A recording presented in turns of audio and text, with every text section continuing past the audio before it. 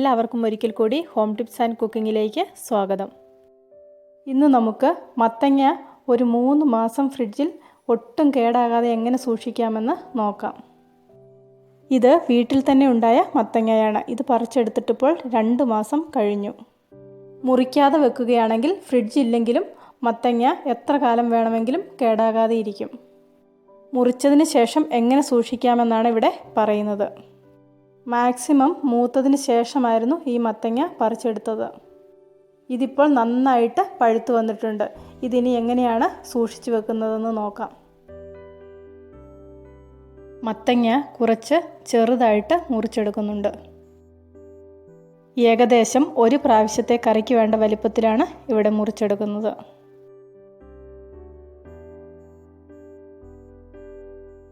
ചെറുതായി മുറിച്ചതിന് ശേഷം നടുഭാഗത്തുള്ള സോഫ്റ്റ് ആയിട്ടുള്ള ഭാഗം മുറിച്ച് നീക്കിക്കളയാം.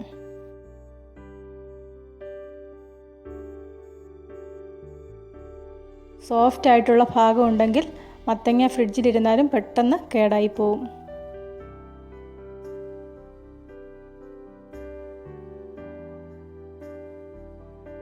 ഓരോ പീസും എടുത്ത് അതിൻ്റെ സോഫ്റ്റ് ആയിട്ടുള്ള ഭാഗം ഇതുപോലെ നീക്കിക്കളയാം.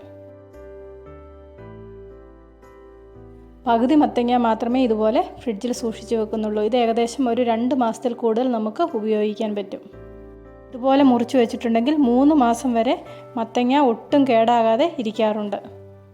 ഇതുപോലെ ഒരു പ്ലാസ്റ്റിക്കിൻ്റെയോ ഗ്ലാസിൻ്റെയോ കണ്ടെയ്നറിൽ എത്ര കാലം വേണമെങ്കിലും മത്തങ്ങ ഇതുപോലെ മുറിച്ച് സൂക്ഷിക്കാവുന്നതാണ്. ഇന്നത്തെ ടിപ്പ് എല്ലാവർക്കും ഇഷ്ടപ്പെട്ടെന്ന് വിശ്വസിക്കുന്നു. ഇഷ്ടപ്പെട്ടെങ്കിൽ നിങ്ങളുടെ അഭിപ്രായങ്ങൾ അറിയിക്കണം. കൂട്ടത്തിൽ ചാനൽ സബ്സ്ക്രൈബ് ചെയ്യാത്തവർ ആരെങ്കിലും ഉണ്ടെങ്കിൽ സബ്സ്ക്രൈബ് ചെയ്യാനും മറക്കണ്ട. പുതിയ ഒരു വീഡിയോയുമായിട്ട് വീണ്ടും കാണാം.